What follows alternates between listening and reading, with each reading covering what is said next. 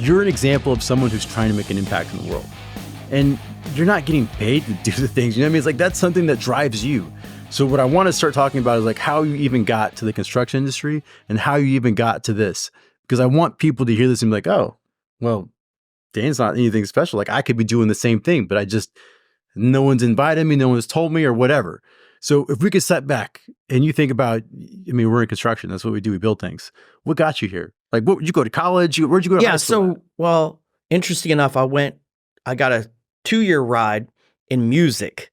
No shit. I was actually a professional drummer, got a jazz scholarship, traveled. What? And then at the end of the second year, I'm trying to figure out how I'm going to pay for the next 2 years.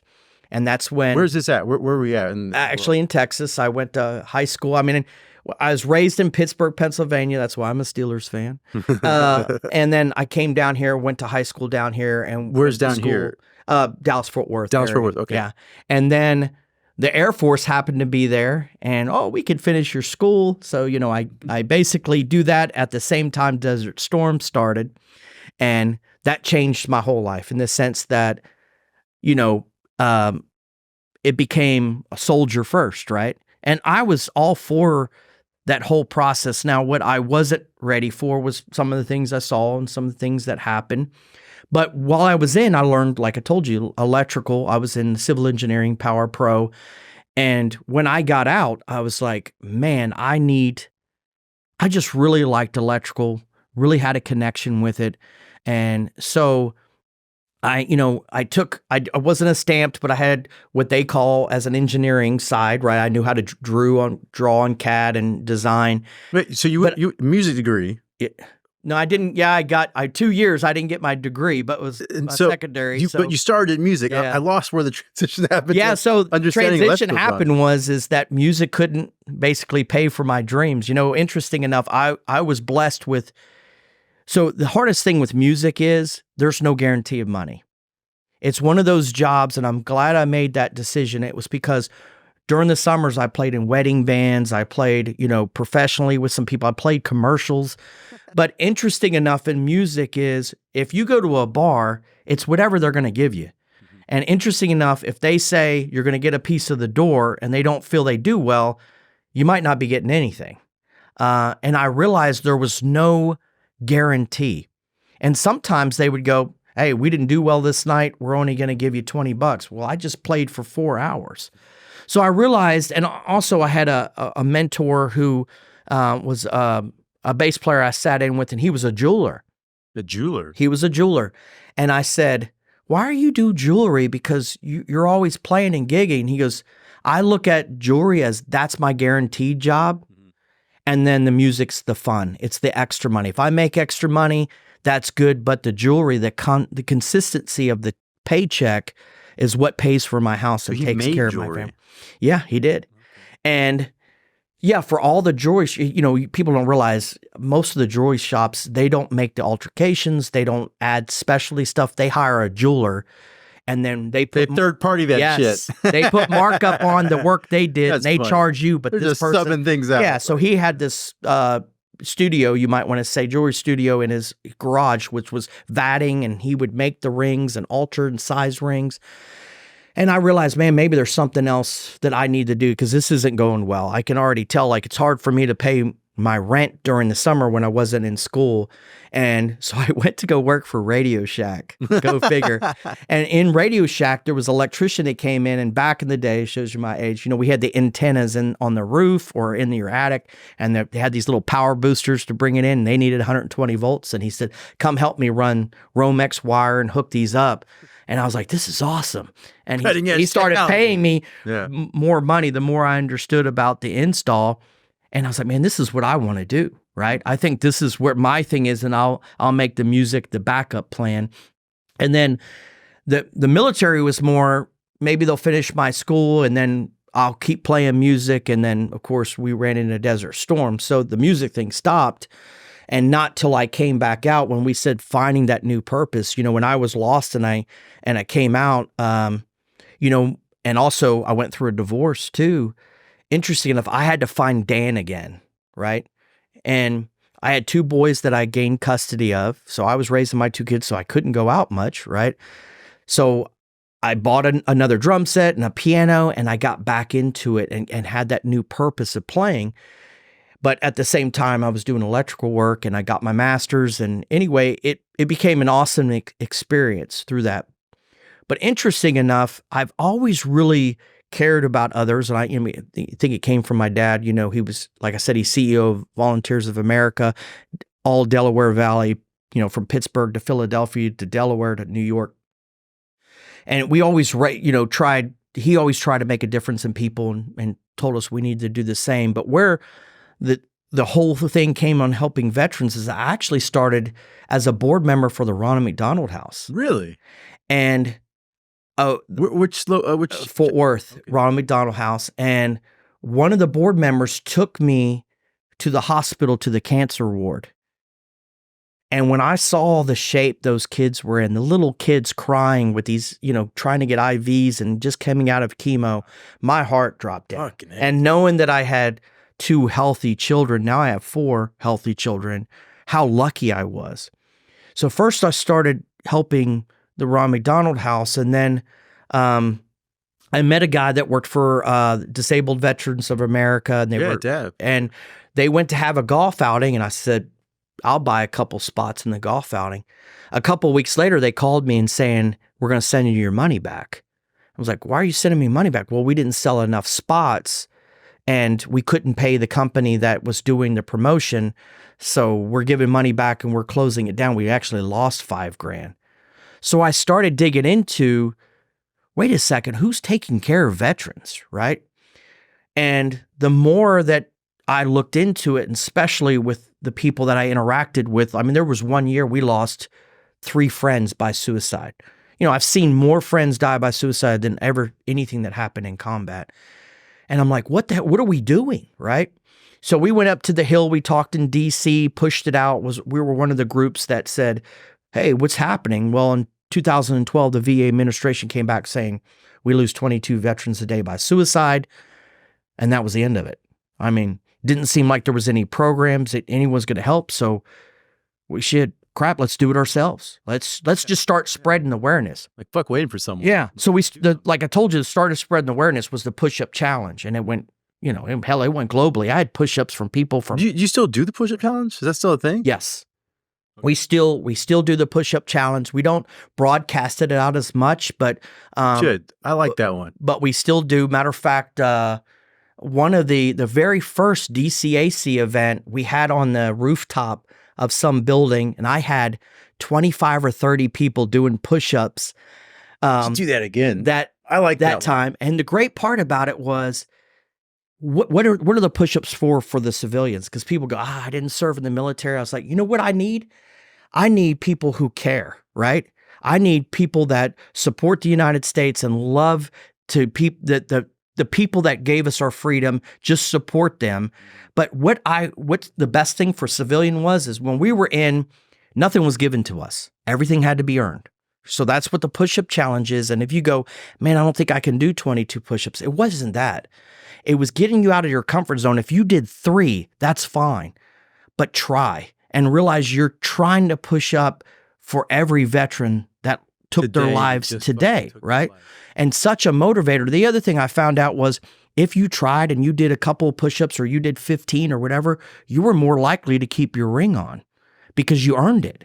You tried your best and earned it. But if I just gave it to you, which we still do, but if you more earn it, then you more want to know more about the mission. And what I found out, what I love about force multipliers is somebody would say, I'm going to give you $100 to your mission. I said, why don't you do this? Keep that $100. Come to one of my programs. Come to some of the events that we do. And when you see the difference that what you're doing, you donating your time makes the difference in people's lives. And the veterans that go, hey, where did you serve? I didn't serve. Wow, you're just here because you're supporting us? Because you fucking care? Yeah. What amazing thing is to just be a patriot, right? So that's what made us grow. And the more deeper I got into it, the more it just became a part of me and it became part of my identity was, there's no reason to pay me, because whatever they could have paid me was one less counselor or one less employee. And I realized it wasn't the money I needed. It was what we were doing. And that build up and that drive into me just was life-changing for me, right? It was so therapeutic for me to help and care about others, and to know and to honestly tell somebody on the other side of the table, I was there. I was there. This is what I did. It's easier to help person when you've been in the ditch to tell somebody how to get out of it if you've never been in the ditch. And from then we grew, where when we grew larger, why 22 kill step down was, I loved the fact that we were 22 kill. It was our call sign. And also because when my truck was wrapped and I had police lights on the truck. Yeah, it's a sharp truck. Yeah, people would come up and go, you could tell they were angry. What 22 things are you killing? But you wouldn't have asked. Now you're going to get to know. And once I got that opportunity to educate them, you looked at it a whole lot different. But if I just said I'm helping veterans on the side of the truck, you wouldn't have never asked. So that in-your-face thing really got a lot of attention for us. But we couldn't get national sponsors, right? So our slogan has always been one tribe, one fight. What is one tribe, one fight? Well, interesting enough, if you're a team, you default just by a jersey, but that doesn't mean you have the same mindset, right? It's just everybody thinks differently. You're just wearing a jersey, but a tribe thinks the same.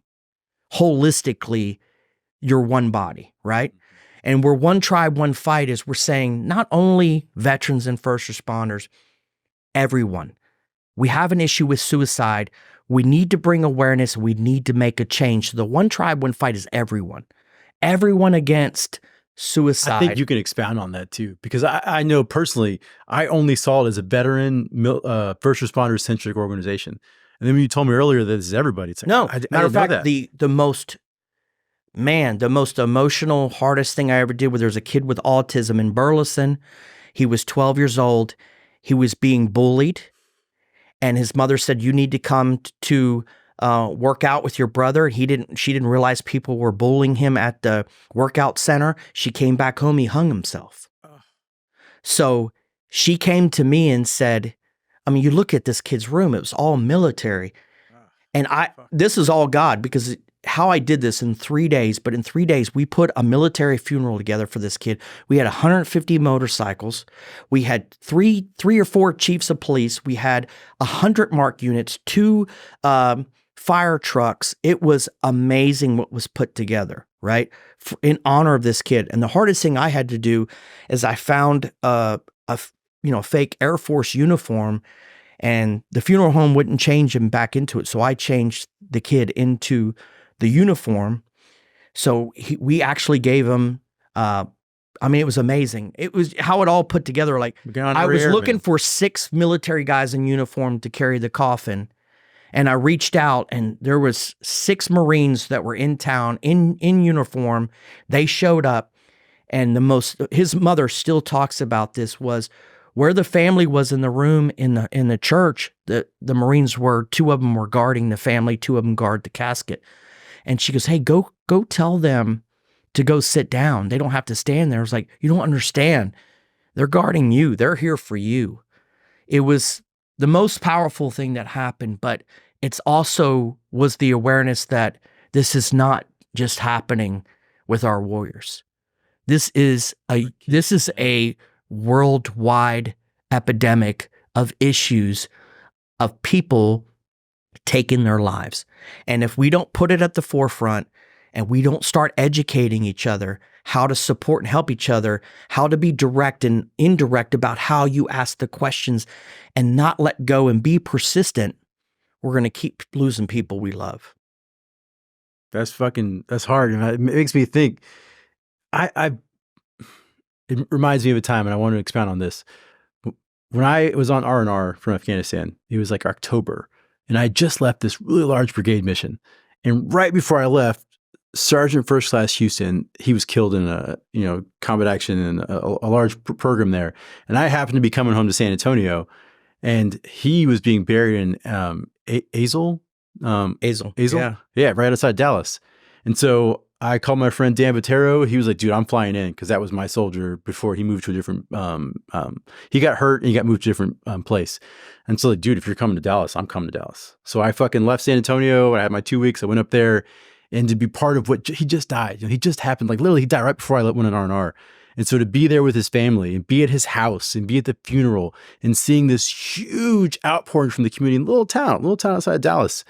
And something about being there with the family that night, we were playing beer pong, we're, having a good time and talking, but to see the family later on the night just like break down, like it all kind of like crept up on them, and being part of that, dude, I had But that support you gave them will never be forgotten. That family has never forgotten what. Well, and I think it's powerful, but part of me thinks, how do we mobilize before someone dies?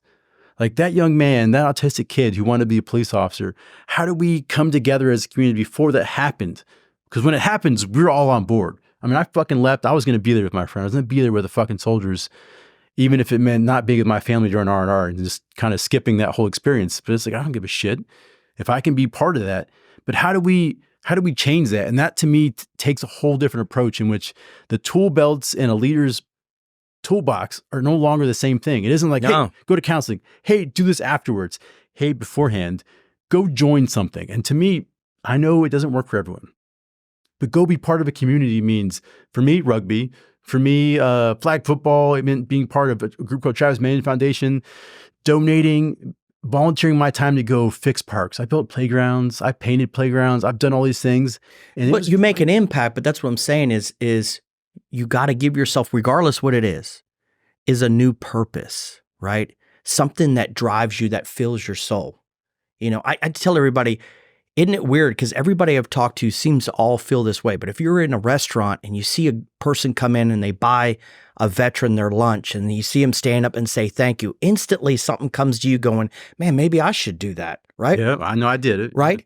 But that's because I feel the soul, what we've been driven to do, that's what you're made to do. And then you have this short window. It's like, maybe I should do that. Maybe I should, maybe I should. And then it just burns out, right? Yeah. But when you do that, all of a sudden you want to do it again.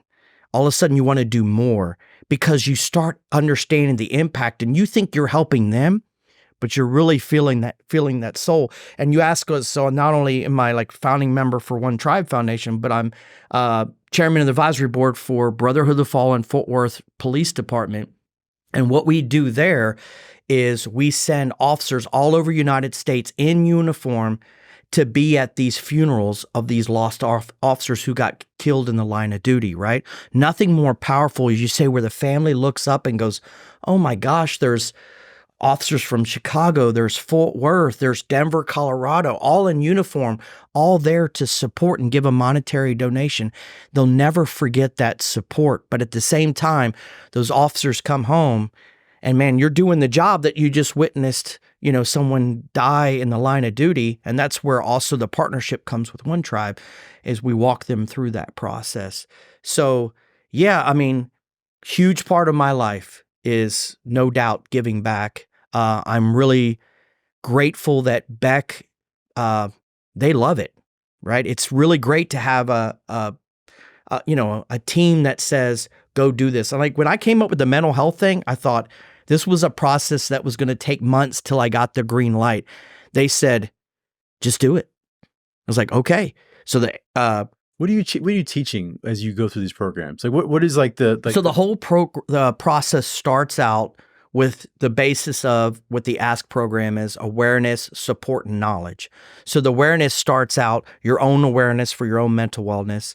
And the other thing is key things that you can do if you see other people having issues. So it talks about not interacting anymore, seem to be depressed to the point of giving away prized possessions, right? Not showing up, talking about death a lot. It just talks you through things that I say makes the radar go off. Because here's the thing is, a lot of people that go through issues, I call them cookies. The cookie trail is they throw things out, seeing if you're paying attention. Like you're having lunch and all of a sudden, man, I'm not going to be here past this weekend. It's like, oh, time out. What was that about? But A lot of people go, that was weird. That's uncomfortable. Right? I don't want to engage. So, but here's the saddest point of the whole thing. I've been to more funerals than most human beings go to. But the number one thing I hear at the funeral was, I knew something was wrong and I never said something. He said this thing and I just disregarded. You never say anything. And now they're gone, you can't say it. So say it now, right? And if they get mad, be mad for me loving and caring about you, right? Because they will appreciate it. But say it now, because when they're gone, it's really hard. It's fucking hard, man, because like I know Sergeant Wakefield, he was one of my team leaders when I was deployed and when we got back. He was a fucking great man. And he was a friend, you know, beyond just a soldier that, you know, served with me. And when he got out, and we got out around the same time, he got into drugs pretty bad. And I found myself just disassociating myself with him. And that I know he had divorce, got his kid taken away, and he's on his third deployment. Like we deployed together on his final deployment, but he'd already been like double Purple Hearts on his previous deployments. So like I found even myself, and I feel so guilty even to this day. And it's like, he got into a situation where it's like, I'm not into drugs. Like I'm not going to do or sell drugs. And it just became like, and I don't know what got him to that place, because when I met him, obviously we're in the service. This is an upstanding fucking person, waking up at 4:30. He was a volunteer. He did all these things. And then when he left, we went different paths. And then I found rugby. 90% of the time, drugs. What the drugs is, I want to try something that lets me escape my pain. At the end of the day, that's what you're trying to do, is escape that pain, trying to find a different way out. And then, man, all of a sudden, oh, I feel, because now you're not connected, you're desensitized. Yeah, that's fucking and then now you realize the correlation to take your pain away. It, like I always say, nobody wants to be a drug addict. Nobody wants to be an alcoholic, right? And just like an accident, I hate when my kids bring it was an accident. Let me tell you something. Accidents can be avoided. Don't use an accident like it was something that happens all the time, in the sense that you couldn't have avoided it, right? You've had the same accident 3 times. Any fucking accident Right. after a while, yeah. Right. But we don't intend to do these things. It's once you start using the only way I can escape my pain is this. Escape my pain is this. Now I'm taking it twice. I won't take it more than twice. Now it's 3 times. Now you're addicted. Now the rabbit hole owns you, right? And then it's harder than anything in this world, is when you're addicted to something, is to get away from it. And that's the other thing is, the hardest thing we have to tell people is, you have to have a new set of friends. You got to get outside of that right, circle. Man. That's actually something that, oh my goodness, that's such a good fucking point. You leave the military, you go back home to people who never did anything in their life and kept the same cadence, here's the same bad bad habits. Those people, they don't want you to be over this. They're down in the hole. They want to keep dragging you. Like, what kind of friend that loves you that goes, man, I'm been clean for 6 weeks. Well, frick, let's have a shot about it. I'm trying to stay clean. Dude, you can have 1 shot. It'll be all right. That's not a friend. You have to get a new set of friends, a new circle. It's not something you wake up one day or you take a pill and I'm not addicted to it anymore. You will always be addicted to it. It's fighting forward and staying away from that and having to get a new circle of friends. Because I tell you what, it's the saddest thing. I lost this veteran who took his life. And every time we sent him to therapy, he was so good, reconnected with those circle of idiots, and they drug him back down every time. And they don't want you to be clean. The thing is, they're not doing it maliciously. That's just all they know. Like I grew up with a certain group of friends. Some of it, though, that were just I the same. think is malicious. They don't, if you're clean, you're going to be happy, you're moving on. You need to be down here with me. Mm. And that's the thing is, in my sorrow, or my pain, it's just like this. How many friends, when they go, dude, I got a new job, they gave me a bonus, I'm blah, blah. Some people go, well, dude, that sucks, right? Because you're thinking of yourself. Oh, I didn't get that. Like, right. Okay. And then all of a sudden it turns something in negativity. Like you hear these friends, something good happens to you and they'll go, Well, it's probably not going to happen again because, I mean, that negative remark. Yes. Yeah. How did we get negative instead of, dude, I'm proud of you, brother. Congratulations. Man, you're killing it, man. It's sometimes we don't do, my grandmother used to say, show me who your friends are and I'll show you who you are. You cannot escape the circle. If your grandma's a smart fucking lady. Yeah. If you're hanging around crap, you're going to be crap. If you're hanging around people that break the law, you're going to break the law. Your force multiplier can be positive or negative. Dude, right? That is such a fucking good point that should be elaborated. Because like when I left the military, I followed some General McChrystal. I'm not sure who Stanley McChrystal is, but he was the commander of all forces of CENTCOM all over Afghanistan and Iraq. And then he was fired by President Obama. It was a pretty abrupt thing because maybe you shouldn't tell Rolling Stone reporters these things. Like that's lessons for him to learn. But he said this one thing that stuck with me forever. He was like, the number one fucking thing I learned from the military is the helicopters don't evacuate the wounded. Soldiers do. Like weapons don't win the battle. Like breaking down the grander thing, it's people. And the number one thing I learned about serving the military is that people you surround yourself with is the most important aspect of your life. Exactly. And I started thinking about when I read that and coming out of the military, it's like, who am I surrounding myself with? And I met up with some friends I had when I was in high school who never served, who never left Houston. And I went down there, I went to lunch and I was fucking just shocked that it was literally the same conversation, the same maturity level that we were in high school. I'm 30 years old now. I've served. I've seen things I never wish I'd seen, but I'm a different person. And when I got connected with him again, it took one lunch to realize we're not friends anymore. Like it was nice to see you guys, but like I never want to see you guys again. I don't want this to be part of my life. Because you're looking at through a different lens now. Holy crap. Like this is who I surrounded myself with. And you realize I wanted to be around them. Yeah. Like and I wanted to then be you them. realize that finally it went on. You're like, they're doing the same crap as they did. Like they never matured. They never grew up. Well, I know we're getting close to the end here. We totally skipped on that piece. I got distracted. I wanted to understand how you got into construction. And we talked briefly about, you went from music, you have like some really talent in like understanding drawings. But what led you to construction? Oh, what led me to construction was I wanted to try to figure out with what I loved about electricity was I realized I liked more about how it was installed and designed than I liked about just drawing it. I wanted to physically put it in. So I didn't, as I could have gotten a better job, I started over as a helper and worked through a journeyman got my master's license. And then I went back to design and I realized I love every aspect of the construction industry because I love the camaraderie we have. The construction industry, the one thing great about it's built on relationships. Mm-hmm.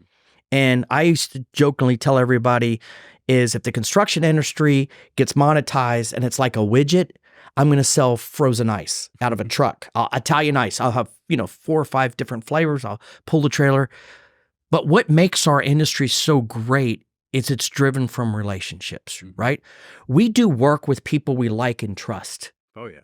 And I love that because you interact with these people and you realize I like them away from work. The same guys that I kind of interact with, I like away from work. And through that industry, I have so many friends, right? I've been through the industry so long. Just like this, I'll never forget the first time Kirk and I met. A long time ago in Austin. I can't remember. It's more than 10 years 1955. ago. Yeah. And I showed up early to the restaurant before. There was a guy that was supposed to introduce us. And I just kind of figured out that's got to be the guy, right? Are you Kirk? So we start shooting the shit. And of course, it didn't take long. The Navy Air Force thing just went out. So we sat down on the table and then just said, when he shows up, let's wait. And then I'll say I'm Navy, and then you just start, let's make this guy the worst awkward situation. So the guy kind of introduces us and sits down, and we start talking about something. He goes, "Oh, were you military?" I was Air Force, and it was Navy. Oh, you were in a sub? So how many guys did you sleep with? I mean, and this guy was like petrified. His face turns red. We take him down a horrible path, then tell him we already connected, right? And it's interesting Military, it takes 2 hours and we're best friends. You know, it's like the Step Brothers. Did we just become best friends? Right? And it's just amazing how then Kirk and I have always been friends. And no matter what, anything he asks me to do, I ask him to do, we help each other. And it's just, that's what's great about the construction industry is you meet some amazing people. And the only way that we can make building something together is we got to spend time together and build that relationship.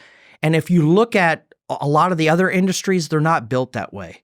So what I love about is just the camaraderie of construction. But the bad things, we were talking about of what construction has been, why the levels of suicide are so high is because construction's turned into an on-demand industry. On-demand meaning no matter what, 24/7, you better answer your phone. Our customers say, if I call you on Sunday, you better pick up the phone. I want you out in the job site Sunday afternoon and walk it with me because I don't like this. The stress. The other thing is what's happening is because of, the accessibility of concrete and steel and of course, electrical gear, 60 weeks generators, through the roof, right? It makes doing our jobs so stressful that we internalize it because we love our jobs and the good people in our industry love the companies we work for and we internalize it. We don't ask like, hey man, I need a break. I haven't seen my kids in 3 weeks. Can somebody look over my job and help and support me? And we take the burnout level of construction is so high. And that's because we're one of the highest paid industries. So it's great to be in, but then you jump into this high paced, hard schedule driven, customer driven jobs. And if you don't have support, you're going to burn out. And what's happening to a lot of people is you have nowhere to turn and you feel you've let yourself down. And that's when you start self-internalizing, anxiety, depression. Next thing you know, you're taking your life. Good portion of people in construction have fallen to drugs and alcohol. Why is that? Trying to find a way to cope on managing the job. That's why more than ever, we need to support our staff, teach them to ask for help. Like we just had a person who had to leave Beck for a little bit because the stress and some addiction issues. We were right there with them. Hey, we love you. We'll support you. You will have a job when you're back. Don't you worry about it. You focus on you. We'll get this job done. This isn't just you by yourself. That employee loved it. They came back a stronger, amazing person and then built some resiliency. But in our industry, that's what I love about DCAC. I mean, it's just a huge room of camaraderie. And I love, if you haven't ever been, and you come the first time, if you're not left like impacted about learning more about the industry, getting to meet people and developing relationships, you went to the wrong event, right? And that's what's so amazing about it. And it all stems from the leadership, from Overwatch of let's make it fun, right? We all go to conferences. We go to them all the time. Yeah. Like it's the same story. And then you think about it, other conferences, half the people aren't at the conference. It's an excuse to meet up to go play golf. You're not really there. The greatest thing about us, there's music, there's fun, there's interaction. You're developing relationships. It's casual. We're wearing this. I wore this shirt today. It's like, this isn't shirt and tie. Yeah, no sport coats. Yeah, no, like, this is be you. Relax, enjoy it, and learn something. And I think that's why, amazingly, how well it's grown. But that's why I love the construction industry so much, is because it's part of my identity. And I'd say a good portion of my friends, when I look at where do I known them from, I worked with them, right? And I've developed these great relationships with them. And when I do, like I'm about to do my mixer, it's May 14th up in Dallas-Fort Worth. It's the leaders, we call it 22 Kill Leaders in Construction. I started it. We have a clay shoot. That's what helps me raise money. But the mixers are just business mixers. You don't have to donate to one tribe. I want leaders to come together so you know one tribe, 22 Kills, giving back to the industry by trying to hook you up with leaders. I tell you, it's a line of people that say, put me on the brochure. Amazing leaders, vice presidents, leaders, developers, put me on the brochure because they understand what I'm doing and they're helping me. All I'm doing is that DCAC aspect of they're not panelists. They're just interacting with people who say, I've never met them before. I'm here. And I get to meet them there, and they care enough about the organization where they're helping me. That's our industry. Is you're growing something amazing. I'm in. I'll help you. Hey, you covered something that I want to revisit real quick. I was having a conversation about a week ago with someone, and I won't name her name, but generally she was asking, it's like, I don't understand why the construction industry has such a high suicide rate. She's like, I don't know. I don't mean to be disrespectful. She's like, I understand veterans, I understand police, but why are construction people, so high in there? And to be honest, I struggled a little bit explaining it. It's like, I can think holistically of like, yeah, I mean, it's stressful being on job sites, it's stressful timelines, but I couldn't say these like bulleted things that say like, well, the reason is. The bulleted thing is because you look at where we were 10 years ago or 15 years ago and look at what we are now. And it used to be job sites were Monday through Friday, and at 3:30, that was it. The job shut down. It's not that way anymore. It's a machine now, and you better be out there. You better answer me. I need to be responded to immediately. And when you start now, because how long it's taken these jobs to start, you're already behind. And then as organizations, sometimes we make the mistake, because what does our customer say? You're not changing the ed day, right? No, well, we'll meet that date of yours. Well, we lost 3 months. Where does that stress go? It goes to the team. Yeah, you keep pushing that down. And then when things take off, when are they getting a break? Like when you get dried in, it's assholes and elbows, right? There's a million things going on at one time, and they all have to be sequenced, and everybody has to be there in person. And it's just what our industry's turned into. It's Monday through Sunday now. And the other thing that's our industry has changed dramatically was it used to be everybody wanted to work overtime. They wanted to work the weekends. Well, now we get paid so much, we don't. We want that value of life. We want to spend time with our kids. We want to teach them soccer and baseball. Well, it's hard to do that when somebody's telling you need to be here on Saturday and Sunday. I mean, if you're traveling. Yeah, if you're especially if you're a traveler like you and I are. And that's the issue is there has to be an openness and a dialogue that says, I need a break. I need somebody to cover for me. I need to make my kid's birthday, right? And that somebody, we've got to be a strong industry, and we know it, that somebody can step in and help you for a weekend. They understand the process of construction, but we have to be open about it. And that's one thing that I feel Beck has done a great job is broadcasting out. We focus on you. And if it's the you that's has an issue, we're here to support you. Let us know. And we've started this open dialogue of trying to make sure, and there's some things as easy as I want the next step, right, to be a leader, and they give you a job and you go, I'm not ready for this, right? Well, not to wait till concrete's not being poured, we're behind the schedule 3 weeks is, can y'all come help me? This was more than I thought. Sure. But you know what? You got to fall down 10 times before you get up and you got it figured out, right? Oh. That's the only way anybody can learn is you got to fail. Well, that's a good point to even explain in the first place. Yeah. It's like, you will not figure it out. You're going to have to deal with that's pain, the youth of the people. Pain. Like when we bring those new kids in from college, you should see them. They're sweating. And I go, what are you so stressed? What are you so stressed out about? Well, I'm afraid I won't get it. It goes, have you ever seen concrete being poured? No. Have you ever seen an I-beam being put in? No. What do you worry about? You have to learn those things first. You're not jumping in, you're immediately and you know it all. That's why we're taking you through this process.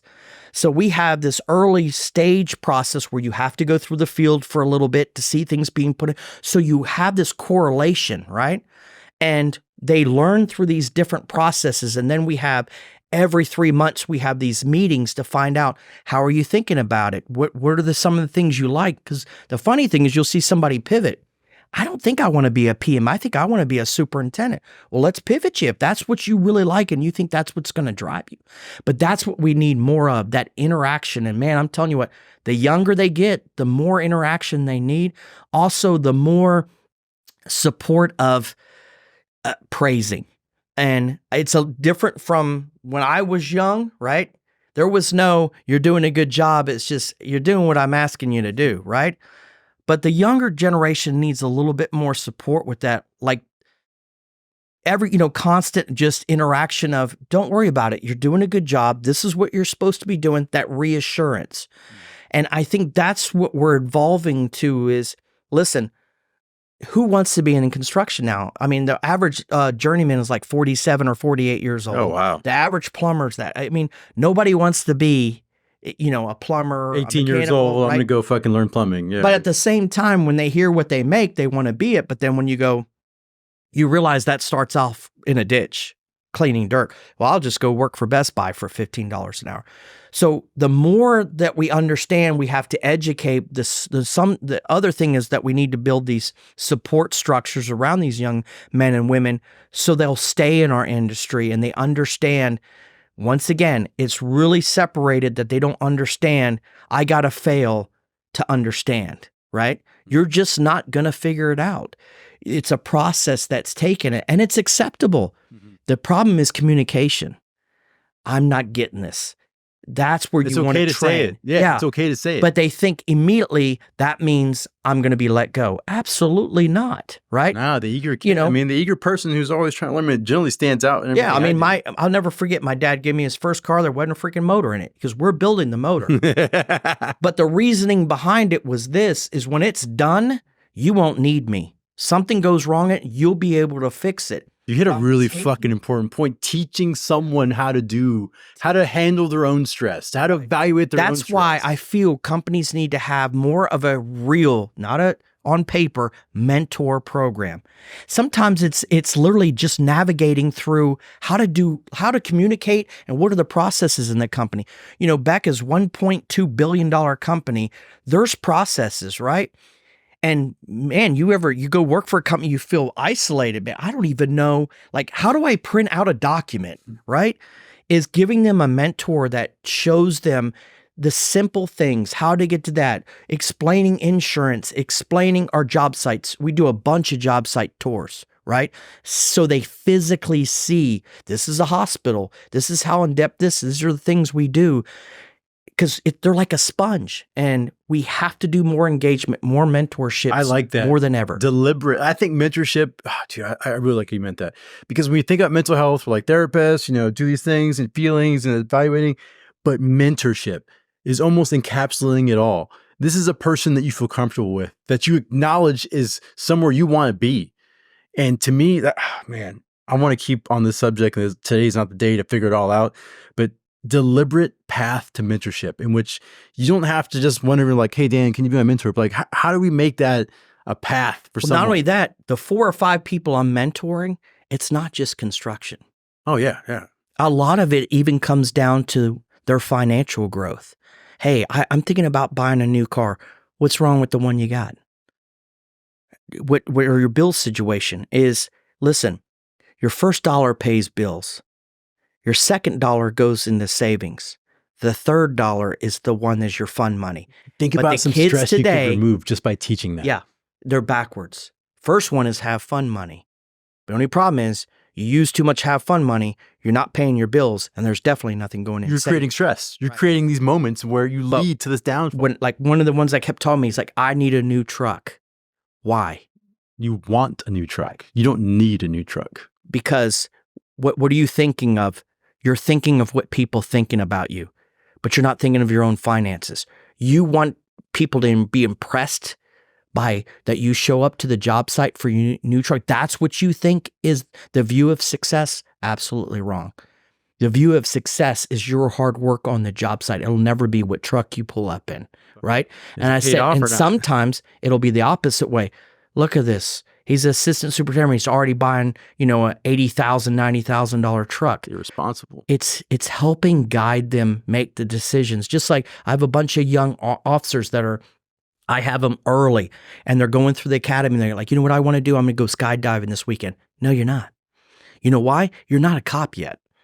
If you twist an ankle, you're out of the academy. The dream is over. Let's focus on the dream.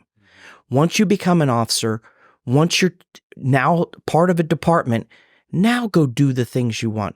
But let's not do that and ruin the dream. Let's keep focusing on the dream. It takes a little guidance, right? Well, I think we've covered a bunch of shit today. And I hope it hit some points where it's like, we're not trying to just give the media presentation or the corporate view on this, but there's some nitty gritty shit involved with this. Yeah, it's not just about what's in your head. It's like evaluating how you're living your life and how you can guide others to say, are you working out? Are you doing this? Are you staying up late? Are you buying a truck you can't afford, creating a whole new level of stress on your life that didn't need to be there in the first place? Now in our closing, I really want to just go fucking gangbusters on like resources. Like we talk about this all the time. I know resources. You told me things I never even heard about in my life before this interview. So like resources. What are some of your like, hey, if I was going to tell people about things, you should know about these organizations for mental health, for being in a community, for giving back. Like what can you spread our listeners with to say, hey, they're real things. Like what would you recommend? Well, first, it's what resources that connect to you, right? There's a lot of workout resources. There's, of course, mental health counseling resources, but it's some specialty stuff, especially for trauma. You and I talked about is EMDR. Oh, yes. You know, the wonderful thing about EMDR is it's basically reprogramming your brain. Now not everybody can do it. And the reason why you have to be very open to it. But the EMDR purpose is just very easy purpose is you have this traumatic experience, and a traumatic experience stays as a current memory. It might have happened 10 years ago, but your brain, to protect you, keeps it as a current memory. So you see these people where a dish breaks and they're scared. That's the brain saying, you got to get out of here because this thing's going to happen again. The confusion gets is those traumatic experiences are veteran or first responder. No, you could have been in a car accident. Unfortunately, you could have been raped or abused really bad. And the brain does not want you to forget that. So we found out is where typically counseling that you engage takes about 24 sessions. EMDR takes 12. So what's EMDR is you basically have spoken what the issue, your traumatic experience. Well, next time you're not going to say anything. You're going to think of the traumatic experience and you're going to follow through eye movement. Then the next will be hand sensation, these vibrating things that go back and forth and you think about your traumatic experience. The next one will be earphones, the sound going back and forth. And you're thinking of those experiences while you're going through those sensations. And what it does is all of a sudden the mind starts figuring out, wait a second, this sensation of my hands, the eye movement, my eyes tracking this item, my hearing, these things are happening now. And this experience, I'm thinking of it, happened a long time ago. So it slowly pushes it into a past memory. The most amazing things, the results we've seen is people have night terrors. I have this one guy, Army guy, hasn't slept with his wife for 6 years because his night terrors are so aggressive, he was hitting her and he didn't know when he was asleep. He went through the EMDR, and through that process, he had over 24 sessions. Now he goes, it was a very emotional thing for him to cry and say, I'm sleeping with my wife in the same bed. The traumatic experience has now gone to past. Now his brain has to recall the incident, not the incident is here. It flashes in your head. The other one is biosensing. Biosensing? Biosensing is when you see the people that have the patches and the things. Basically, we found out through the movement through your brain and the electricity input that a certain person, if you're a 40-year-old male, you have these levels.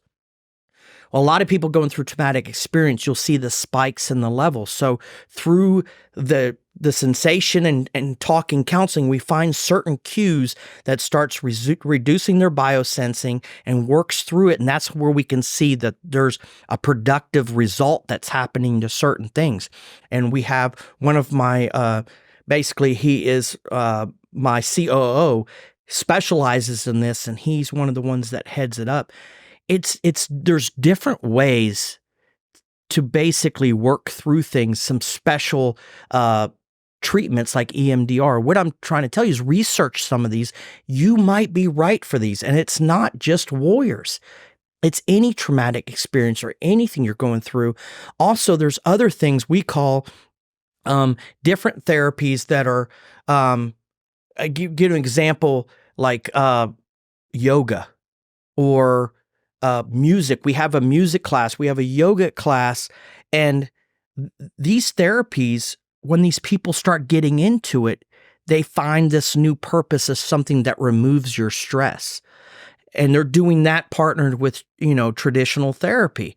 We call this non-traditional therapy. Non-traditional therapy could be hunting, fishing, something, as you said, to work your stress out. Because what we found out is you're going through these experiences in this depression and you're just sitting at home. And the body itself is now magnified on those issues. Oh, yeah. So come out, and not only you're hiking with us, you have the camaraderie of other people, and you have the camaraderie of other people that are different levels of you. I love this because this has helped me achieve this, and that. So where you're seeing that interacted like you do rugby is the same thing for our non-traditional therapies. Is you're going with these people that are at different stages, or wind therapy is one of our largest programs. Wind therapy, motorcycles. Wind therapy? Yeah, because the wind therapy. Oh, wind. Yeah, on motorcycles. And first of all, if you've never ridden a motorcycle, we teach you. We have a program that teaches you to ride. But what we're going to do is events and things I like that a lot. Are not associated with drugs and alcohol. I fucking like that. You can go to Sturgis, have fun at Sturgis, and be separated from drugs and alcohol. It's actually enjoying the bike. And what we found out with a lot of veterans, why we call it wind therapy, is that riding. As you're riding, you're relieving your stresses. You start enjoying something at the same time you have this process of that sensation that starts reducing your trauma. So we want to find that thing. And you can go through all these non-traditional things that find that thing that then becomes your thing, your new purpose. And the great part about it, I'd say 50 or 60% of the people that go through it, when it works for them, those are my advocates. Because the minute we bring a new person in, oh man, I'll never forget, I wasn't sleeping. They're so proud of themselves. I had problems with my wife. I was doing this. We started doing riding together. All of a sudden we had this connection. You really should try this. You should really ride over here. This is a great ride. They become the advocates and the support. And once again, it's your circle, right? Getting into that new circle of positivity of people who love to tell you, I was down there exactly where you were, and this is how I got turned around. And man, if that doesn't, energize you when you go through it, because, it's like when you know that you made it in the hospital and you're laid out, and they tell you, don't worry, you're going to be all right. It's going to be a process, but that relieves your stress. Mental health, knowing I've been through what you've been through. I was right where you're at. That gives you hope, right?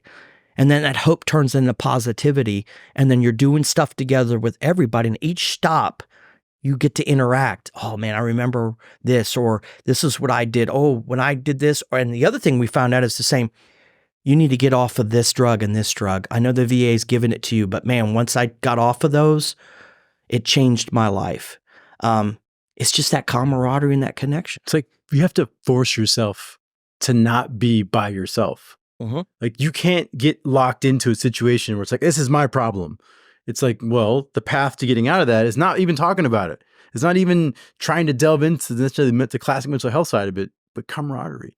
Being part of either an organization that's what I want to talk about, some resources specifically, and that you can go join an organization. Like for me, I learned about an organization in Seattle called The Mission Continues. The Mission Continues, it wasn't therapy. It was, let's go do shit. Let's go fix this park. Let's go clean this park. Let's go paint this place. Let's go build this, the children's playgrounds. That's all we did. There was nothing else other than projects we did together. And that's perfect. Like One Tribe, you can connect to us through our Facebook site if you're in the Dallas-Fort Worth area, and we post the hikes, the rides. Anybody can join, right, to be a part of it.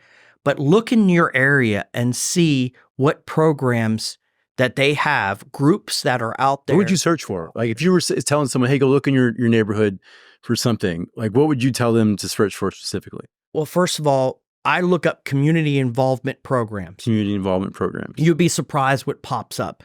Then one that you want to focus on is just say veteran programs. Then it'll lead you to different name of different veteran programs in your area. Or what I always do is connect to the VFW or some of the other organizations. Say, I'm a young veteran, I'm looking for, a lot of them have the connections because they're doing events for the charities, right? And then it's not just, don't just be a body that goes to the event.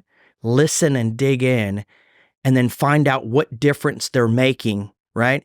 And then try to be a force multiplier in that and going, I'm going to help. And I'm telling you, that's the most important, powerful thing in the world is when you physically do something, it's 10 times better than what the thing you think is, I'm giving $100 to this. Because your interaction, you're physically seeing it. You're physically understanding the difference you're making in people's lives. And the other thing is perspective. Like, it doesn't have to be, it could be find the Ronald McDonald House, right? Believe me, if you walk a cancer level floor in a hospital and you witness what those children go through, it doesn't take much to make a difference for them. And it doesn't take much to put an event together. I mean, my first event, when I created Leaders in Construction, 22 Key Leaders in Construction, was a gala that I brought. So a friend of mine is Sal Junta, Congressional Medal of Honor. Oh, yeah. So Sal and I are really close. Army Congressional Medal of Honor, probably one of the best speakers I've ever met. I asked Sal, will you be my speaker? Every time Sal spoke for me, wouldn't charge anything. He's an amazing human being. I was hoping at that event, maybe I can raise $15,000. We raised $70,000. And because the construction industry, the other thing amazing about them, when they see a difference in the community, they embrace it. They really do. And the thing that they can do is bring their customers and get them in the same circle. And it's just been amazing to watch. But at the end of the day is, you're not going to find anything if you're just sitting on the couch watching TV. You're going to have to go out there and look. You're going to have to go ask. It goes back to that whole examining what your life. Yes. Like, what are you doing? You're going to have to go to 5, 10 different things till you find the thing that all of a sudden ignites you, right? And I'm telling you, there's people that I've witnessed. It's amazing, especially in the Leaders of Construction. I have a great committee, Linda Mullins, that I just got off the phone with her. For one of my events, she buys a brand new gun every time for it. And anytime I need something, Linda's like, I'm your person. And I asked Linda, man, it's been so amazing. And she goes, oh, no. What's been the most amazing thing is what it's done for me. Yeah. Right? Oh, yeah. And you know, I have another guy that, Michael, who works for Balfour Construction, very quiet, general superintendent guy, really loves our mission. And he went into an iron worker's office, and all of a sudden he just started talking about our charity. Well, the guy says, hey, listen, I'm going to send $20,000 for the charity. A couple weeks later, the check doesn't show up, and he calls the guy back, and the guy goes, well, you know, what I'll do is I'll mail another check. So the guy mails another check, but then he invites the guy to one of our events. And the guy, once again, that force multiplier, Michael explaining it and the guy seeing it, Michael gets back to Balfour's office and both checks were there. He said, just freaking cash them both. It was the difference. He made that. He was the force multiplier, not me. He himself, because when they saw in his eyes about what it made the difference in changing people's lives, it radiated to the people around him. And they knew it. They could tell he really believes this. And I'm just telling you, that's how we're built. Your soul will connect with somebody else and it'll start driving you and go, man, whatever it is that they're doing, I want a piece of that. But at the same time, it can be negative, right? If somebody's breeding negativity, your soul can go the opposite way and you get drugged down. That's why reach out, find the community programs around you. I want to go back to that real quick. Go be a part of some of their events. Make sure they're really making a difference. You can look at their 990 on the IRS 990 Gold Star and check out to see if they're really putting the money towards their programs, and they're a 501c3.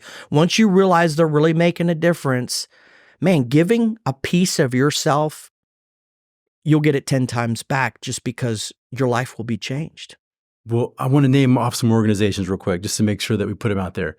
For me, I came across the first organization that really helped change my life was the Travis Manion Foundation. Mm-hmm. And this is a Marine. So like I'm an Army guy, but this guy, Travis, was a Marine. And I got to be involved with that community. And they're deeply involved in a program called Character Does Matter, in which they want to impact kids at the high school level to say like, hey, one, they throw out a stat that's so astounding, the amount of young men who don't have a father figure. And that alone contributes to so much madness. But they want to be that father figure. They want veterans to step in and be like, hey, let me tell you about life. And so they implant us in high schools and middle schools. We work with football teams and all these different groups. And they were one of the first ones I interact with, the Travis Manning Foundation. And then the mission continues, red, white, and blue, Rubicon. There's probably hundreds of other ones, but those are some of the ones that come off the top of my head. And it's like, if you get involved with someone like that, it's immediately involved in a little bit of purpose at that level. No, it's 100%. And you think up in ours, is, of course, us, One Tribe Foundation. Then we have Adaptive Training Foundation, which David Voboro takes. I'll never forget. He met a guy. It was a military guy out in the parking lot, has no legs, and David went to him and said, "Hey, what happened to you?" He goes, "Bro, I got blown up." And he goes, "Why don't you start working out? Do you see me?" He goes, "You come to my gym, and I promise you, we'll find a way to work you out." He's got all these weird harnesses. He invests all these amazing things on anybody can work out, right? Mm-hmm. Amazing organization that's our workout partner. The next one I told you is MVP, Merging Veterans and Players, which is another great organization that I partner with. And MVP, like I said, it's more of a workout thing. Is they take football, basketball stars and put them with veterans, and they do flag football. They do a lot of things together. So Nate Boyer, Nate and I are great friends, and Nate was one of the founding members for MVP, and Nate's another one. Was I did MVP's first event. It was MVP 22 kilo event in Austin, and Nate brought a bunch of his football friends, and Nate and I got really close at that event, and we realized the great part was Nate was I had been doing events for a long time. Was every butt in the seat needs to generate revenue for a charity. We can't give stuff away. This is how you run a charity. Is we got to focus on the funds to help people, not the event being fun for our friends, right? Because every seat you give away is less dollars that the charity doesn't get. Go have fun with your friends somewhere else. This is how a charity raises money. And we got really close after that. And it's amazing. Jay Glazer is now his partner for NFL. Oh, no shit. And if you see on Jay's book, he's wearing our ring. No shit. Yeah, I've not Jay's, seen that. Yeah, Jay's book, because Jay's really into I've known he's wellness. a big supporter of the community. Yeah, if you look at his book, he's wearing our ring. And Nate finished a movie that you look up. Nate Boyer shows you the movie that he just finished, and in the movie he says "One tribe, one fight" at the end, and he's wearing our ring. So he put that in the movie. Great guy, but great organization. But the thing is, especially in the community, is look into the events that are happening in your area, but research the charity. Make sure, first of all, when it's a for-profit, you don't know where the funds are going, right? So make sure it's a 501c3.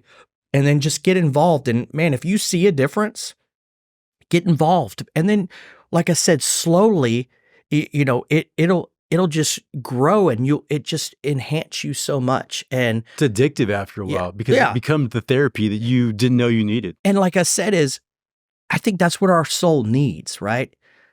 It's not. I could not agree with you more on that. It's not just work every day and I can't bathe. I cannot just focus on work. I need the movie where you things. take the money and you just throw it off and you think, oh, this is great. No, there's always going to be a piece of you missing, right?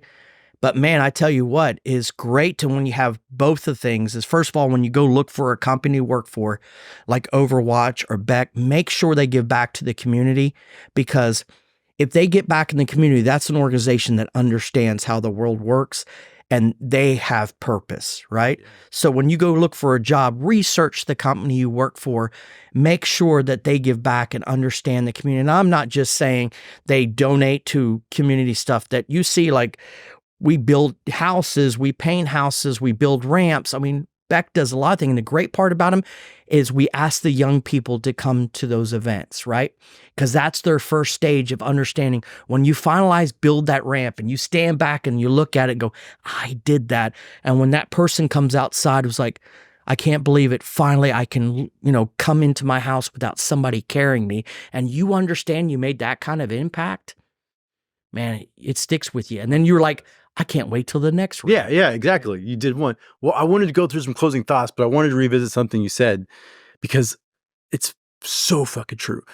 You mentioned about like when intrusive thoughts, those negative thoughts kind of come over you when you're sitting there and all of a sudden you're like, why am I thinking about that bad thing? Why am I thinking about something so negative? You have to be deliberate in saying, shut the fuck up, right side of my brain. Not today. Like, not today, motherfucker. What's happy? And I'll take myself to a happy thought. Like, oh yeah. But I literally have to tell myself, no. I'm not fucking thinking about this. This is not what I'm thinking about right now.